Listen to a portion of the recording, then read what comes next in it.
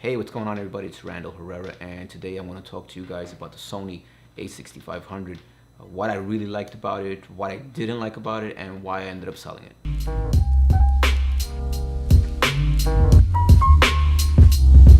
The Sony A6500 definitely produces the best files for an APS-C camera compared to Canon, compared to Fuji.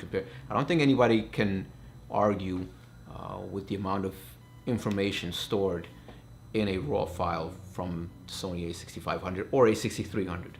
I believe they use the same sensor. And that's not to say that that's the defining factor. If you prefer to shoot Fuji, that's fine. If you prefer to shoot Canon, that's fine.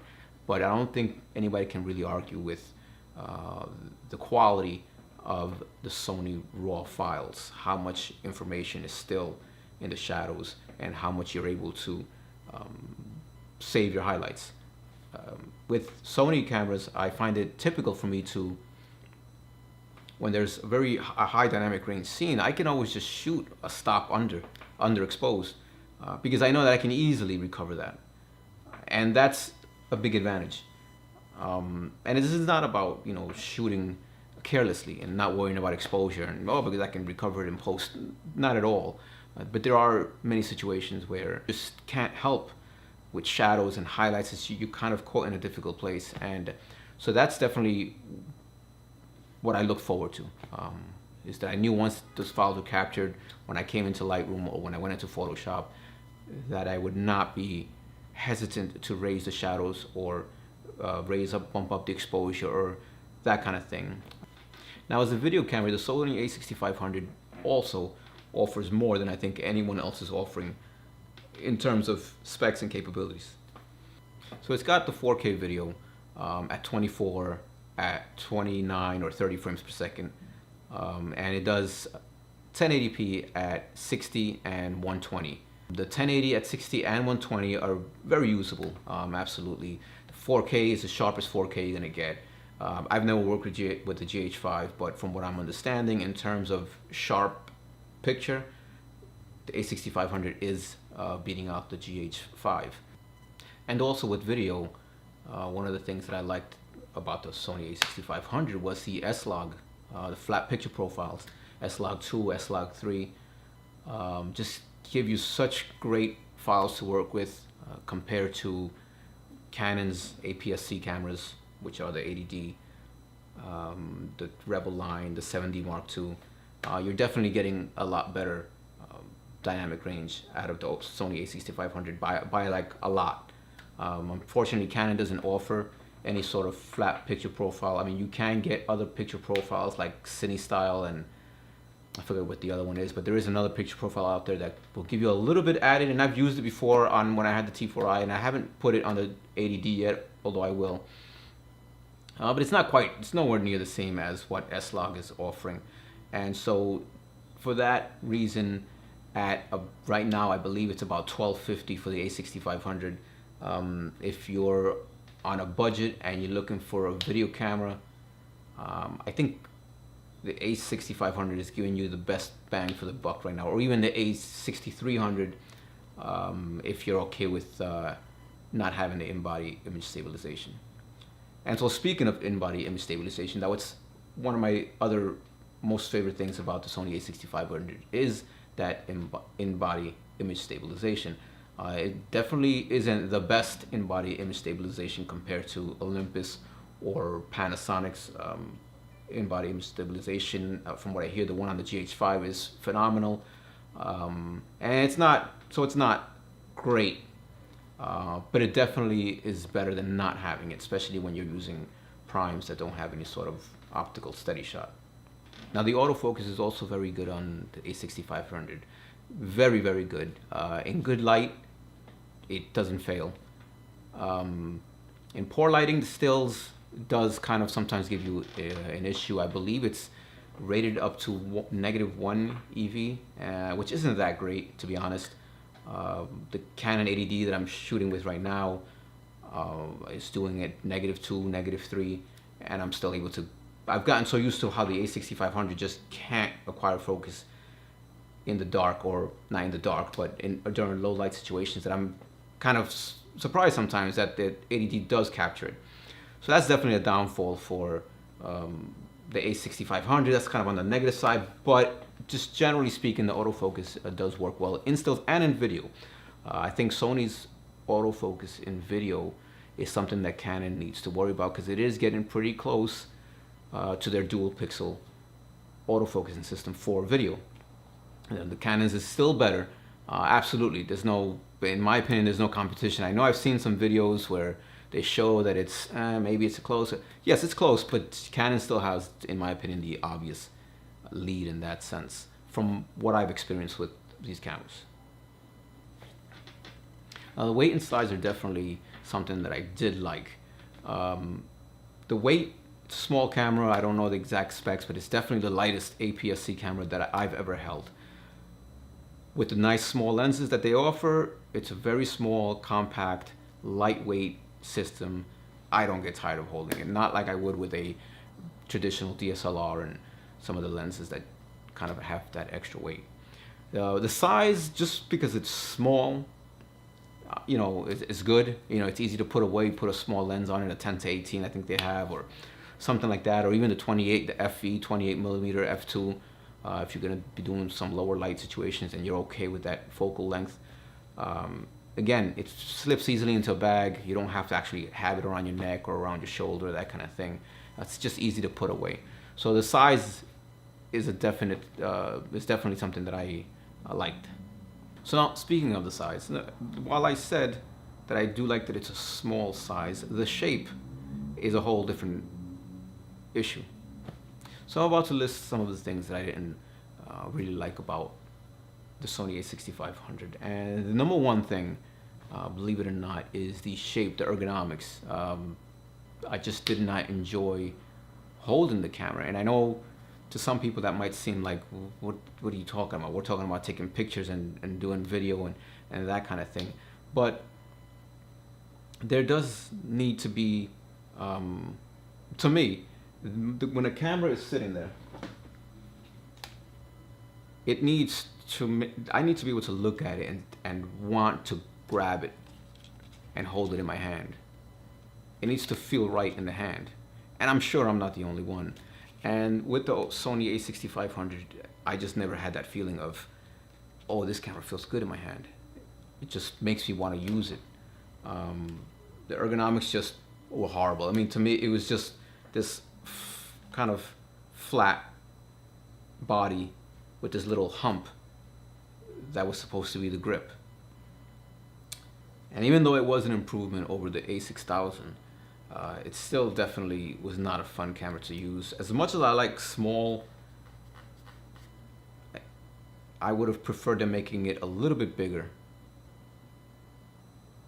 just so that it could fit the hand a little bit better. Now, the other thing that really drove me crazy with the Sony A6500 was now this is an A7S II, of course, but it has the same type of screen here, which just kind of does this. Doesn't come out, it's not a fully articulating screen. And then don't get me wrong, this is helpful. It's better than just not having any sort of usage at all, right? So when you want to get those low shots, you can tilt the screen up, and you don't have to lay down on the ground, and all that's great. However, in bright light, daylight, the sun is glaring, and you tilt it up. I mean, it's because, I mean, even when it's flat, it's difficult to see, and you tilt it up, it's even worse, especially in video. The screen just gets actually dimmer when you do 4K video and makes it a lot more difficult to see. So that it just drove me crazy, because it's like it didn't have a screen. It was barely usable to frame things for composition and that kind of thing. But to judge anything else, much of anything else, it was really difficult. So I ended up having to use the EVF, which is a decent EVF, but it just kind of made the fact that the screen can do all these movements pretty useless, or the fact that it just had a screen in general useless, because it was not really good for anything other than framing. I'm not sure why Sony decides to not do the fully articulating screen, where I can kind of do the vlogging thing, I can see myself or take selfies or whatever. But for some reason they decided that this was the better way. Perhaps it has something to do with size. Maybe if they had to do a fully articulating thing, they would need to make it a little bit bigger. I'm not sure. Speaking of the screen, the other thing that I did not like was the touch screen was not very good at all. Before I got the camera, I understood that it was only touch to focus. Okay, I decided I'll get it anyways. That's good, right? Touch to focus. You don't have to fiddle with this little thing here, wheel, to move your AF points around.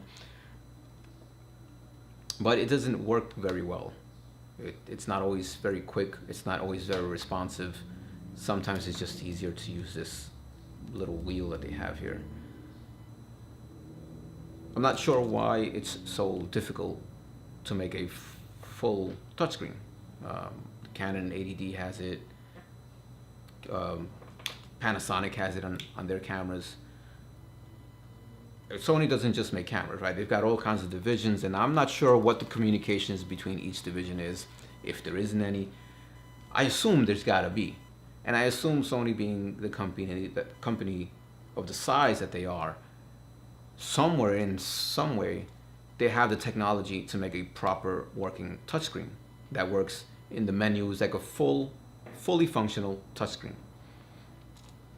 So the touchscreen they have, to me, is they might as well not have it. To be honest, I don't use it. I just don't use it. I thought I would use it, and I ended up not using it anywhere near as much. Occasionally I remember that it even has one, and I'm like, oh yeah, touchscreen, and I might do it, and then it's gonna have to like tap. Okay, now it's got, that kind of thing. So touchscreen was quite a disappointment. All right, and so to sum it up, the Sony A6500, the main reason I got rid of it is not because it was not a capable camera. I think it is a very capable camera, one of the best APS-C cameras in terms of capabilities, what it can do, what it can offer, the whole list of stills capabilities, video capabilities. It's got a lot to offer. Better, a lot more, it offers a lot more than what I replaced it with, which is Canon 80D. But the A6500 just was kind of annoying to use, to be honest, in my opinion. For my taste, it was just annoying to use. I didn't like holding it. It was too small. Fingers just hung off. The grip was just so short. The buttons, that there was a dial missing, in my opinion. And I understand they're trying to keep it in line with and where it belongs. But I feel like for all the capabilities that it has, they could have made it a lot more user-friendly. It's like they made the 70 Mark II and put it in a Rebel body, where you've got all this superior autofocus technology and capabilities, but you've got buttons and whatever that just slow you down from actually using it to its fullest potential. And so the A6500 will give you awesome images, whether it's stills or video. There's no doubt about that. You will be happy with the video. You will be happy with the stills. At its price point for an APS-C camera, you're not going to be disappointed. But I just didn't find it, it just didn't make me want to pick it up and shoot it. And that, to me, is half the fun in photography, in videography, is enjoying the gear that you have, looking at it and just, damn, I want to shoot this thing. I want to take it out. I want to get out there and just like really put it to use. Does that sound like a silly reason to sell a camera? I don't know, but I need to have that personally. That's it. Those are my thoughts for the A6500. Again, this is not to bash Sony or Sony's APS-C line or anything like that. I still have my Sony A7S II because it's a great camera for what it's made for what it's intended. I can sit here and complain about its slow autofocus, but it was never meant to be a quick autofocusing camera. The A6500 has this quick autofocusing, all these great video capabilities, but I just find, like, due to its ergonomics, button layout, just the design, it doesn't really let me I just never got comfortable with it. Anyways, that is it from me and my thoughts on the Sony A6500. I've still got the A7S II. I've now got a Canon 80D. For myself, right now, that's where I'm leaving it. I might get rid of the A7S II and go with the A7R II, as I'm doing a little less video now than I originally intended to do. But we'll see how that goes. Anyways, those are my thoughts on the on the A6500. If you liked the video, give it a like. If you want to subscribe, maybe watch some other videos that I might be having coming up. You can subscribe. In any case, thanks for watching, and I'll see you guys next time.